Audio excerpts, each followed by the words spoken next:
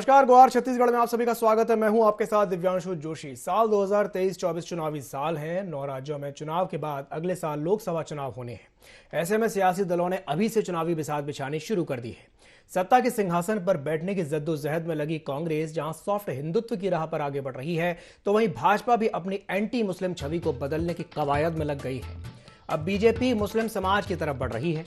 इसकी एक बानगी भाजपा की राष्ट्रीय कार्यकारिणी की बैठक में सामने आई, जहां पीएम मोदी ने बीजेपी नेताओं को मुस्लिम समाज पर टीका टिप्पणी नहीं करने की नसीहत दी।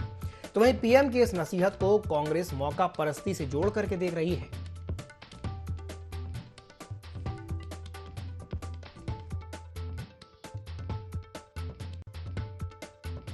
पार्टी को सर्वस्पर्शी सर्वग्राही बनाना और जनाधार को और व्यापक करना और जनाधार को वापस करने की दृष्टि से नए क्षेत्रों में प्रवेश करना और जनसंपर्क बढ़ाना मूल उद्देश्य 2023 और 24 में एक बड़े बहुमत के साथ,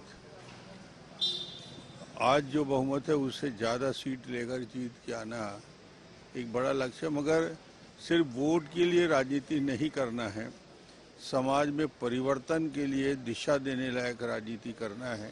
मूल उद्देश्य मोदी जी के बोलने का ये था। हिंदुस्तान में आज़ादी की लड़ाई सब लोगों ने मिलकर के लड़ी है। हिंदू, मुस्लिम, सिख, ईसाई आपस में सब भाई भाई। इस देश में सबका अधिकार है, सबने लड़ा है, सबने कुर्बानी दी है। जिस प्रकार से भारतीय जनता पार्टी के एजेंडे में है, बैठक की शुरुआत मुस्लिम, क्रिश्चियन, अल्पसंख्यक के विरोध से शुरू होता है और उसी में खत्म होता है। और जब चुनाव आ रहा है तो तुष्टीकरण की राजनीति अपनाते हुए अपने नेताओं को मुस्लिमों के घर में जाने के लिए जो बात कह रहे हैं, और केवल चुनाव आ रहा है तो आप उनको साधने की बात करेंगे तो कितना फलीभूत होगा। मैं यही बात समझाना चाहता हूं कि करनी और कथनी में अंतर नहीं होना चाहिए। जो भारतीय जनता पार्टी के क्रियाकलाप से, उनके कार्य समिति में बैठक से ये झलक रहा है। तो चुनावी साल में छवि बदलने की कवायद देखने को मिल रही है, जहां पीएम मोदी ने जो नसीहत दी है उसे लेकर के छत्तीसगढ़ में सियासत देखने को मिल रही है। आज इसी विषय को लेकर के हम चर्चा करेंगे और चर्चा करने के लिए हमारे साथ 3 खास मेहमान हमारे साथ जुड़ रहे हैं सत्य प्रकाश जी, जो कि कांग्रेस प्रवक्ता हैं। साथ ही साथ हमारे साथ जुड़ रहे हैं राजकुमार राठी जी, जो कि बीजेपी नेता हैं, और हमारे साथ जुड़ेंगे लखन चौधरी जी, जो कि राजनीतिक विश्लेषक हैं। तो मुस्लिम समाज पर टीका टिप्पणी ना करें, ऐसा पीएम मोदी की नसीहत दी है। पीएम मोदी ने ये बड़ी नसीहत दी है। कांग्रेस ने इस पर पलटवार किया है, पीएम की नसीहत को मौका परस्ती से जोड़ा है। अब इस साल चूंकि 9 राज्यों में विधानसभा चुनाव हो रहे हैं, तो चलिए चर्चा को आगे बढ़ाते हैं। हमारे साथ जो 3 खास मेहमान जुड़ रहे हैं उनके साथ हम चर्चा को आगे बढ़ाएंगे। तो सबसे पहले मैं शुरुआत करना चाहूंगा सत्य प्रकाश जी से। सत्य प्रकाश जी हमारे साथ जुड़े हुए हैं। सत्य प्रकाश जी, ये जो नसीहत दी है पीएम मोदी ने, इसे कैसे देखते हैं और क्या कहेंगे इस पर? देखिए दिव्यांशु जी, पीएम मोदी जी ने नसीहत तो दी है, अच्छी बात है, हम इसका स्वागत करते हैं। ऐसी नसीहत देनी चाहिए और समाज में एक अच्छा वातावरण बना रहे सभी समुदाय के बीच, हर कोई चाहता है। मगर देखिए, भाजपा का दोहरा चरित्र है इसमें। आप अगर बात करें भाजपा का, अभी 9 राज्यों में चुनाव है, उसको मद्देनजर मोदी जी ने ये बात रखी है कि मुस्लिम समाज को, अल्पसंख्यक समाज को भी साथ में लेके चले। मगर इनका चेहरा देखिए, इनका पुराना इतिहास अगर उठा कर देख लीजिए, नुपुर शर्मा का बयान देख लीजिए, जो इतना बड़ा उन्होंने माहौल खराब किया था। इनके सांसद दिल्ली के प्रवेश वर्मा जी का जो विवादित बयान आया था, तो ये साफ दिखाता है कि दोहरा चरित्र। अब देखिए, बहुसंख्यक के लिए इन लोग पहले वोट की राजनीति करते थे, तो इनको ये समझ में आ गया है कि 8 सालों में बहुसंख्यक समाज ये समझ चुका है कि इनकी जो फेंकने की जो नीति है, जो बरगलाने की नीति है, वो अब काम नहीं करेगी। तो बहुसंख्यक समाज ये समझ चुका है कि ये सिर्फ और सिर्फ बरगलाते हैं, समाज में एक दूरी पैदा करते हैं। तो अब बहुसंख्यक समाज समझ चुका है। तो ये बीजेपी को भी समझ आ चुका है कि अभी जो चुनाव है 9 राज्यों में, तो उसमें अगर सत्ता हासिल करना है तो अब उनको भी लेकर चलना पड़ेगा, क्योंकि बहुसंख्यक समाज तो इनसे खिसक रहा है। और कहीं ना कहीं हमारे राहुल गांधी जी की जो भारत जोड़ो यात्रा है, उससे घबरा गई है बीजेपी। देखिए, भारत जोड़ो यात्रा का जो मकसद है वो यही है, समाज को एकजुट करना, समाज के बीच में जो अलग अलग समुदाय के बीच में प्यार बढ़ाना। जो भाजपा की वजह से दो समाजों के बीच में इतना बड़ा गैप मतलब आ गया है कि अगर पड़ोसी में अगर दूसरे अल्पसंख्यक समाज के हो, इधर पड़ोस में बहुसंख्यक समाज, तो उन दोनों के बीच में इतना बड़ा गैप मोदी जी की या भाजपा की वजह से मैं बोलूंगा कि उनकी वजह से आ गया कि उसको पाटना इतना आसान नहीं है। तो इन लोगों का जो दोहरा चरित्र है वो सिर्फ और सिर्फ राजनीति करने की वजह से, एक तरफ तो ये बात करते हैं कि हाँ भाई अल्पसंख्यक समाज को लेकर चलना है, और एक तरफ इनके नुपुर शर्मा जैसे लोग हैं, प्रवेश वर्मा जैसे लोग हैं। और देखिए दिव्यांशु जी, आपके चैनल पे भी खूब क्लिपिंग चली होंगी कि इनके आरएसएस के लोग हो, इनके बजरंग दल के लोग हो, वीएचपी के लोग हो, कि कैसे अल्पसंख्यक समाज के युवाओं को रोक के उनको मारते पीटते हैं। कुछ जय श्री राम बोलने की बात हो या कुछ भी इस टाइप के बोलने की बात हो, जो जबरदस्ती करने के उनके साथ हाथापाई करते हैं, मारपीट तक कर देते हैं। तो ये इनका दोहरा चरित्र है, और सिर्फ राजनीति करने के लिए 9 राज्यों में जो चुनाव है, इनको ये समझ में आ गया कि बहुसंख्यक समाज अब इनके साथ नहीं है, तो इनको वोट चाहिए। अब देखिए इनकी जमीन पूरी खिसक चुकी है। पहले ये 25 दिसंबर को क्रिसमस भोज करते हैं मेघालय में, अब ये मुस्लिम समाज की बात कर रहे हैं। तो सारा का सारा जो खेल है वो सिर्फ और सिर्फ चुनाव का है। तो ये अल्पसंख्यक समाज भी समझता है कि कहीं ना कहीं ये ऐसा दोहरा चरित्र इनका है कि अल्पसंख्यक समाज समझ रहा है कि हमको अगर ये पास बुलाएंगे तो पीछे से खंजर घोप देंगे। तो ये अल्पसंख्यक समाज भी समझता है कि इनकी सिर्फ और सिर्फ वोट की राजनीति है। कहीं पे मोदी जी ने जब प्रवेश वर्मा बोलते हैं, जब उनकी नुपुर शर्मा बोलती है, तो उस समय मोदी जी ने क्यों नहीं बोला? उस समय तो कुछ नहीं उन्होंने बयान दिया, वो तो उस समय तो शांत थे, तो उस समय क्यों नहीं बयान दिया कि ऐसे बयान नहीं दे, या माफी क्यों नहीं मांगी कि हाँ मैं नुपुर शर्मा की तरफ से माफी मांगता हूं, भाजपा ने माफी क्यों नहीं मांगी? तो ये साफ और साफ दोहरा चरित्र दिखाता है कि सिर्फ राजनीति करने के लिए किया गया। चलिए ठीक है राजकुमार जी, जो बात अभी सत्यप्रकाश जी ने कही है, उन्होंने कहा कि भाई पहले क्रिसमस का भोज और अब उसके बाद पीएम मोदी की नसीहत, क्या कहेंगे इस पर? देखिए दिव्यांशु जी, सबसे पहले जो साथी प्रवक्ता ने बात की है कि आरएसएस के लोग अल्पसंख्यक समाज को पिटने का काम करते हैं, एक भी उदाहरण बता दें, मैं सार्वजनिक जीवन से संन्यास ले लूंगा। ये कांग्रेस हमेशा भ्रम फैलाने की राजनीति करती रही है। दूसरा ये कह रहे हैं कि भारत जोड़ो यात्रा से कांग्रेस का जनाधार तैयार हुआ है।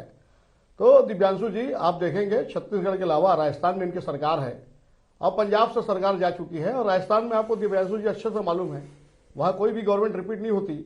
एक ही टर्म कांग्रेस का था जो 2023 में अक्टूबर में चुनाव होगा तो चले जाएगी। सिर्फ छत्तीसगढ़ में कांग्रेस बची, यहां से भी तैयारी है। मुझे लगता है कि वो जो भारत जोड़ो यात्रा राहुल गांधी जी निकाल रहे हैं, एक्चुअल में वो भारत जोड़ो नहीं, कांग्रेस जो टूट गई है, कांग्रेस का जो अस्तित्व समाप्त हो गया है, उसको जोड़ने के लिए यात्रा निकाल रहे हैं। नाम जरूर कांग्रेस जोड़ो यात्रा की जगह उन्होंने भारत जोड़ो यात्रा एक अलग विषय है। राठी जी, भारत जोड़ो यात्रा एक अलग विषय है। आज हम भारत जोड़ो यात्रा की बात नहीं कर रहे हैं, आज हम बात कर रहे हैं पीएम मोदी की उस नसीहत की। क्योंकि देखिए, ये जो नसीहत की टाइमिंग है वो बहुत इंपॉर्टेंट है, वो बहुत महत्वपूर्ण है। जिस टाइमिंग पे ये नसीहत आई है, क्योंकि ये जो साल है 2023, 9 राज्यों में विधानसभा चुनाव होने हैं, तो उनकी जो टाइमिंग है इस नसीहत की वो कहीं ज्यादा महत्वपूर्ण हो जाती है। उन्होंने साफ तौर पर कहा है कि भाई मुस्लिम समाज को लेकर के किसी भी तरह की टीका टिप्पणी करने से नेता बचें, ये कहा है उन्होंने, पीएम मोदी ने। और कांग्रेस का स्पष्ट तौर पर यह कहना है कि भाई ये सीधे तौर पर चुनावी प्रोपगंडा है या चुनावी एजेंडा है। क्या कहेंगे इस पर? देखिए दिव्यांशु जी, आपको अच्छे से तरीके से मालूम है मोदी जी का जो स्लोगन है वो सबका साथ सबका विकास। आज जितनी योजनाएं प्रधानमंत्री की चल रही है, जन धन योजना में मैं समझता हूं 35 करोड़ लोगों का खाता खुला। क्या भारतीय जनता पार्टी या केंद्र सरकार ने पूछा कि वो किस जाति का है?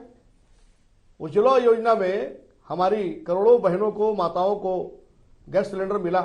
क्या भारतीय जनता पार्टी या केंद्र की सरकार ने कहीं पूछा कि वो किस जाति के हैं? आवास योजना में हमारी हजारों लाखों बहनों को, करोड़ों बहनों को मकान मिला। क्या हमने किसी से पूछा कि आपकी क्या जाति है? भारतीय जनता पार्टी एक ही विचारधारा पर चलती है, समाज के अंतिम पंक्ति के अंतिम व्यक्ति का विकास, उसको समाज की मुख्य धारा से जोड़ना और समाज के अंतिम पंक्ति के अंतिम व्यक्ति को शासन की सुविधा का लाभ पहुंचाना। इस विचारधारा को लेकर भारतीय जनता पार्टी ने केंद्र में दूसरी बार सरकार बनाई और छत्तीसगढ़ में 15 साल हमारी सरकार रही। वो तो कांग्रेस ने झूठा वादा करके, धोखा देकर और जनता को छलने का काम करके छत्तीसगढ़ में सरकार बना ली। लेकिन अब छत्तीसगढ़ की जनता समझ गई है कि ये कांग्रेस का काम लबारी मारने का काम है, जो छत्तीसगढ़ में बोलते हैं कि झूठा लबारी मारने का काम है। और ये लोग लबारी मारकर छत्तीसगढ़ में सरकार बनाए हैं। जिन वादों को लेकर इन्होंने सरकार बनाया है, कोई वादा तो पूरा हुआ नहीं।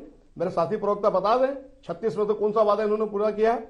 ना तो शराबबंदी हुई, ना युवाओं को रोजगार मिला, ना युवाओं को बेरोजगारी भत्ता मिला, ना किसानों को पेंशन मिला, ना गरीबों को आवास मिला, ना ही गरीबों को जमीन का पट्टा देने मालिक बनाने की बात की थी, वो काम हुआ, और ना ही संपत्ति का राधा हुआ, और ना पुलिस वालों की जो हफ्ते में एक दिन छुट्टी की बात थी, वेतन को विसंगति को दूर करने की बात थी, वो काम हुआ। खाली ये जो सरकार है 4 साल 2 महीने की सरकार हो गई है दिव्यांशु जी छत्तीसगढ़ में कांग्रेस की। विकास की एक ईंट इस सरकार ने नहीं रखी है। अभी आपको कवर्धा की घटना भी याद है दिव्यांशु जी, बहुसंख्यक हिंदू समाज की धार्मिक भावना को किस प्रकार से आहत करने का प्रयास कांग्रेस ने किया है। मैं आपको फिर से कहना चाहूंगा दिव्यांशु जी, किसी भी समाज की धार्मिक भावना, क्या वो हिंदू हो, क्या वो मुस्लिम हो, क्या वो सिख हो, क्या वो ईसाई हो, अगर उसकी धार्मिक भावना को आहत करने का काम कांग्रेस की सरकार, भूपेश बघेल की सरकार करेगी तो भारतीय जनता पार्टी उसका कड़ा विरोध दर्ज कराएगी। ठीक है राजकुमार जी, सत्यप्रकाश जी, मैं लखन जी से भी एक सवाल कर लेता हूं। लखन जी, जिस तरीके से, वही बात मैं आपसे भी कहूंगा कि जो टाइमिंग है पीएम मोदी के इस बयान की, जो उन्होंने नसीहत वाली बात कही है, और पिछले कुछ समय से हम देख रहे हैं, चाहे पठान फिल्म का विरोध हो, मतलब जिस तरीके से कहना चाहिए कि कई बीजेपी के कई नेताओं के इस तरह के बयान सामने आए कि नहीं भाई, एक इशारा इस तरह से मिला कि भाई टारगेट वाली बात सामने आई कि भाई टारगेट किया जा रहा है एक वर्ग विशेष को, और वर्ग विशेष के जो लोग हैं उनको। क्या आप ये मानते हैं कि उन्हें लेकर के पीएम मोदी ने नसीहत दी है कि भाई इस तरह की बयानबाजी से बचें? लखन जी। दिव्यांशु जी, देखिए, बदले बदले से हैं मेरे सरकार की चुनाव आने वाले हैं जी, बदले बदले से हैं मेरे सरकार की चुनाव आने वाले हैं, और क्या क्या करेंगे देखते जाइए कि चुनाव आने वाले हैं। वाह वाह, क्या बात, मतलब सरकार और मोदी जी ने साफ कर दिया है कि आने वाले दिनों में जो है चुनावी मोड की शुरुआत 2023 में जो है शुरू हो चुकी है। और देखिए, टाइमिंग की बात आप कर रहे थे, टाइमिंग भी देखिए कि आज ही तीनों राज्य में जो है चुनाव की घोषणा हुई है और तारीख आ गए हैं। तो 9 राज्यों में इस साल चुनाव होने वाले हैं, उसमें से 3 राज्यों में चुनाव की घोषणा हो गई है, और कुछ दिनों बाद 2 राज्यों में और चुनाव होगा, और साल के आखिरी में 3 राज्यों में और चुनाव होने वाले हैं। स्पष्ट है, साफ है, मोदी जी का जो संदेश है, जैसे कि जो है आपने इंट्रोडक्शन में भी बताया, और हमारे जो दोनों नेताओं ने भी कहा कि यह स्पष्ट है कि जो पसमानदा मुस्लिम, जिसको हम कहते हैं कि पिछड़े और दलित जो मुस्लिम है, मुस्लिम समुदाय में, उनको लुभाने के लिए जो है ये सारी कवायद हो रही है। और दिव्यांशु जी, देखिए, जो मुस्लिम समाज है उसमें इनका बहुत बड़ा एक परसेंटेज है। 80% जो टोटल मुस्लिम समुदाय है उसमें 80% पसमानदा मुस्लिम है, मतलब बहुत बड़ा वोट बैंक है। और इसी वोट बैंक को साधने के लिए जो है ये संकेत है, उसकी शुरुआत है, और एक संदेश है, मैसेज है। लेकिन ताज्जुब होता है कि जो है ये भी कहते हैं कि पसमानदा मुस्लिम या मुस्लिम समुदाय को कुछ न कहिए, और ऊपर से जो है ये भी कहते हैं कि जो है इतने दिनों तक मुस्लिमों के साथ किस तरह व्यवहार हुआ, ये तो सब जग जाहिर है। तो साफ इसका मतलब स्पष्ट है कि ये छवि सुधारने के लिए जो है ये की जा रही है। और अंतरराष्ट्रीय स्तर पर खास करके दिव्यांशु जी, देखिए, भाजपा की जो छवि है अंतरराष्ट्रीय स्तर पर, मोदी जी ने भले ही जाकर एक अंतरराष्ट्रीय नेता की छवि बनाई है, लेकिन जहां पर भी मुस्लिम और क्रिश्चियन की बात आती है वहां भारत की ओर पूरी दुनिया जो है एक शंका की दृष्टि से देखती है। तो उस छवि को भी सुधारने की कोशिश है इसमें। दूसरा जो महत्वपूर्ण संदेश है, वोट शेयर बढ़ाना मुस्लिम समुदाय का।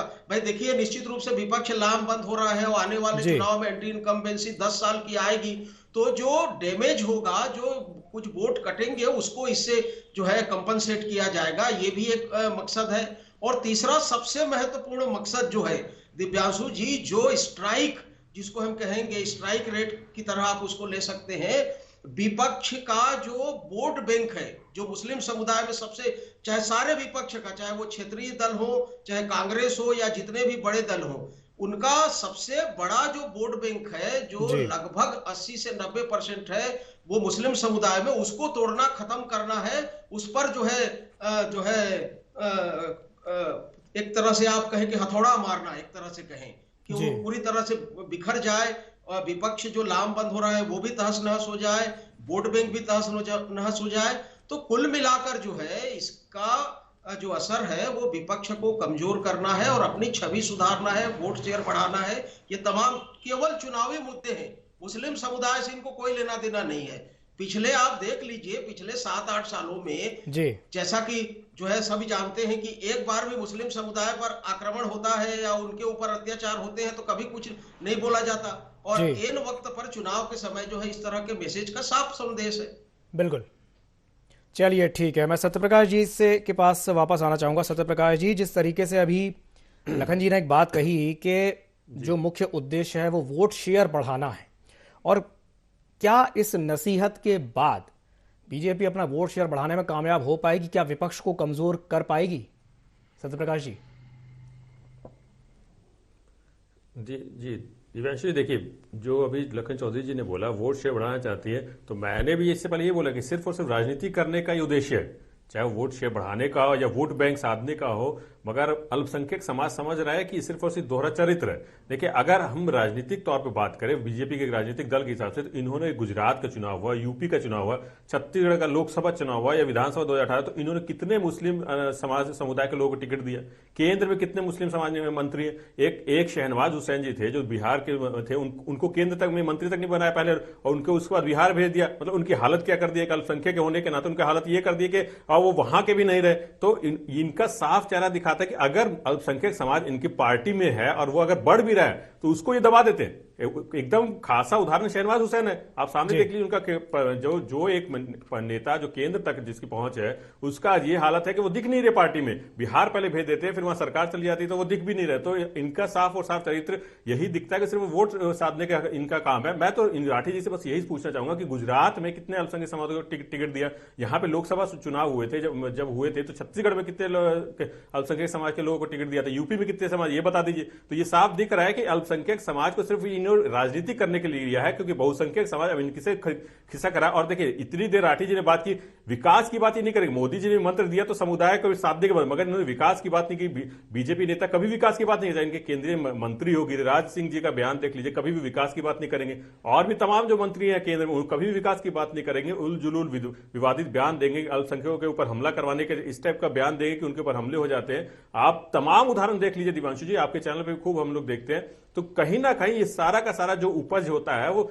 जो दो समुदाय के बीच में जो भिड़ंत होती है, जो लड़ाई झगड़े होते हैं, वो कहीं ना कहीं उत्पन्न बीजेपी के या उनके वीएचपी के लोगों, बजरंग दल के लोगों, वही लोग क्यों इसमें इन्वॉल्व रहते हैं। कहीं भी आप देख लीजिए, अगर उसका केस कोई भी खुलता है तो कहीं ना कहीं वो जड़े वहीं जाके निकलती है, वीएचपी हो या बजरंग दल हो, जो भी बीजेपी से रिलेटेड जो भी संगठन है। तो ये सारा का सारा सिर्फ और सिर्फ खेल वोट साधने का, राजनीति करने का। चलिए ठीक है, राजकुमार जी एक बात बताइए। अभी जो लखन चौधरी जी बात कह रहे थे कि भाई उन्होंने साफ तौर पर कहा, एक लाइन उन्होंने बोली कि बीजेपी को मुस्लिम समुदाय से कोई लेना देना ही नहीं है।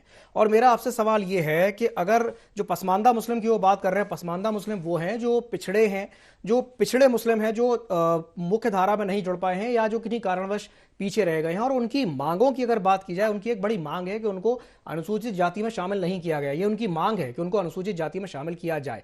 बातें ठीक है, करना अपनी जगह है कि हाँ भाई हम मुस्लिम समाज के लिए करेंगे, लेकिन धरातल पर भी तो वो चीज़ दिखनी चाहिए ना। अगर उनकी ये मांग है कि उनको अनुसूचित जाति में शामिल किया जाए, तो क्या आप शामिल करने के लिए कदम उठाएंगे? राठी जी। देखिए दिव्यांशु जी, देखिए कभी भी संदेह सोना की शुद्धता पर किया जाता है, कोयले की कालिक पर कभी संदेह नहीं किया जाता। क्योंकि मोदी जी सोने की तरह काम कर रहे हैं, गोल्ड की तरह पूरे विश्व में भारत आज विश्व गुरु बनने की ओर अग्रसर है।